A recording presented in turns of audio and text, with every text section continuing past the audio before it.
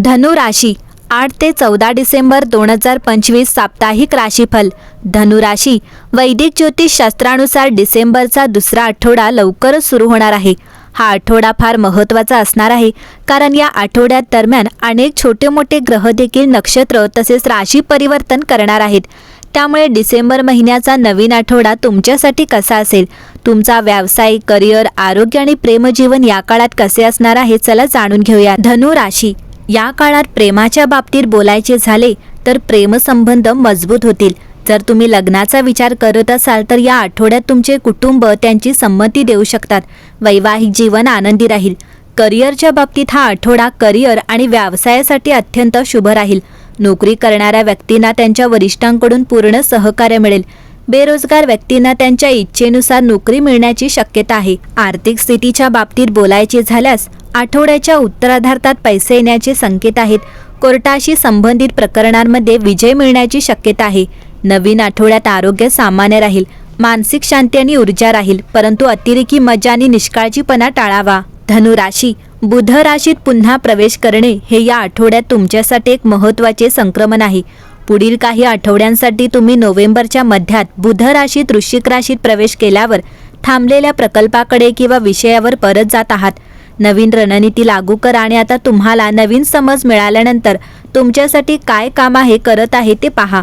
बुधवारी कन्या राशीतील चंद्र तुम्हाला महत्त्वाकांक्षी बनवतो आणि तुमच्या ध्येयांबद्दल अधिक पद्धतशीर राहण्यास मदत करतो। तुमच्या राशीत मंगळ असला तरी या काळात हळूहळू आणि स्थिरपणे काम करण्याचा फायदा तुम्हाला दिसतो। शुक्रवारपासून चंद्र तुळ राशीत असेल तेव्हा टीमवर्क तुम्हाला तुमच्या मनाशी जोडते। बुध तुमच्या कल्पनांचा विचार करत असताना शुक्र आणि मंगळ तुमचा पाया मजबूत करण्यास मदत करतात। या आठवड्यात तुमचा आत्मविश्वास आणि उत्साह वाढेल। नवीन संधी आणि योजना फायदेशीर ठरतील। आर्थिक बाबींमध्ये घाई करणे टाळा। कौटुंबिक आणि प्रेमसंबंधांमध्ये संवाद आणि समजूतदारपणा राखा। तुमच्या आरोग्याकडे लक्ष द्या आणि मानसिक ताण टाळा। धनु राशी शुक्र तुमच्या पहिल्या घरातून थोडा जास्त काळ भ्रमण करत राहील। या आठवड्यात इतरांना तुमच्याकडे आकर्षित करेल। तुमच्या पहिल्या घरात मंगळ देखील आहे आणि तुमच्या चौथ्या घरात शनी ग्रहाचा वर्ग असल्यास जर तुम्ही कोणासोबत राहत असाल तर घरात काही समस्या उद्भवू शकतात। गुरुवारी बुध धनु राशीत प्रवेश करत आहे, याचा अर्थ संवाद महत्त्वाचा आहे आणि या आठवड्यात तो महत्त्वाचा असेल। या आठवड्यात धनु राशीच्या लोकांना त्यांच्या आरोग्यात सुधारणा जाणवू शकते। व्यक्ती स्वतःची चांगली आणि योग्य काळजी घेतील। या आठवड्यात ते ऊर्जेने भरलेले असतील। त्यांना अनपेक्षित फायदे मिळू शकतात। त्यांना सामाजिक कार्यात सहभागी होण्याचा सल्ला दिला जातो। त्यांना एखाद्या नातेवाईकांकडून चांगली बातमी मिळू शकते। ते व्यवसायात चांगले काम करू शकतात। धनु राशीच्या लोकांना आरोग्यात सुधारणा होईल।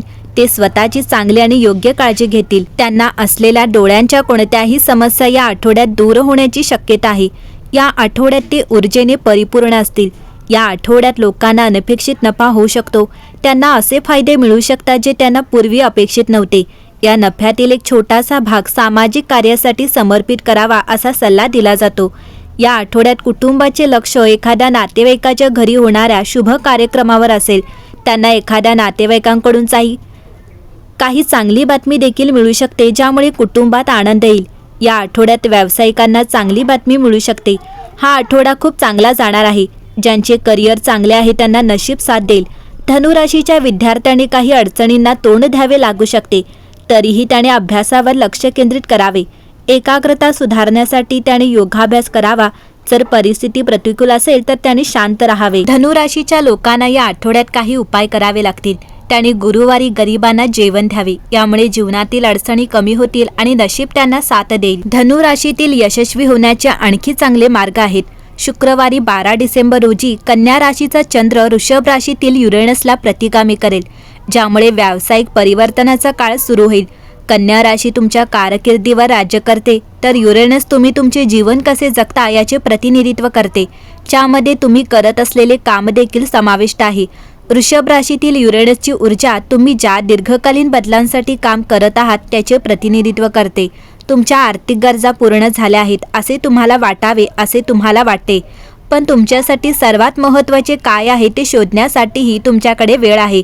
कन्या चंद्र आणि प्रतिगामी युरेनस एकत्र येताच तुमच्या कारकिर्दीला तुम्हाला काय करायचे आहे याची तुम्हाला एक कल्पना येईल।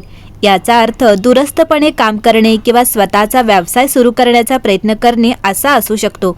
तुम्हाला यश हवे आहे, परंतु ते साध्य करण्यासाठी तुम्ही तुमचे सर्वोत्तम जीवन जगण्याची तडजोड करण्यास तयार नाही. आठवड्याच्या शेवटी जीवन अधिक आशादायी बनते. तुम्ही प्रेरणादायी लोकांना भेटू शकता, आध्यात्मिक प्रगती करू शकता, प्रवासाचे नियोजन करू शकता किंवा तुमचे व्यावसायिक क्षेत्र वाढवण्याचा विचार करू शकता. आठवड्याच्या शेवटी नशीब तुम्हाला जोरदार साथ देईल.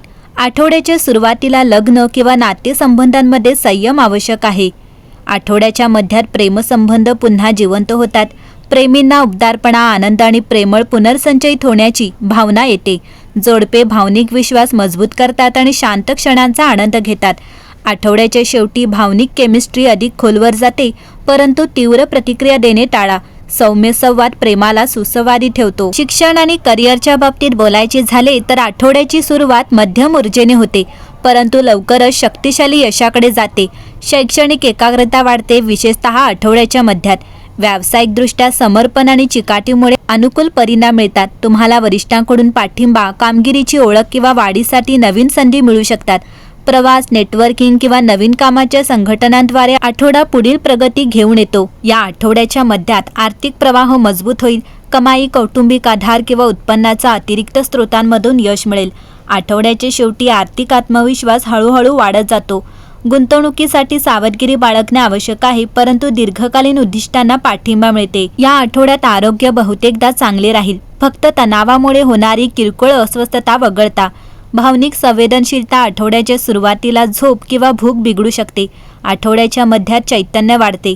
आठवड्याच्या शेवटी भावनिक उपचार आणि शारीरिक स्थिरता वाढते.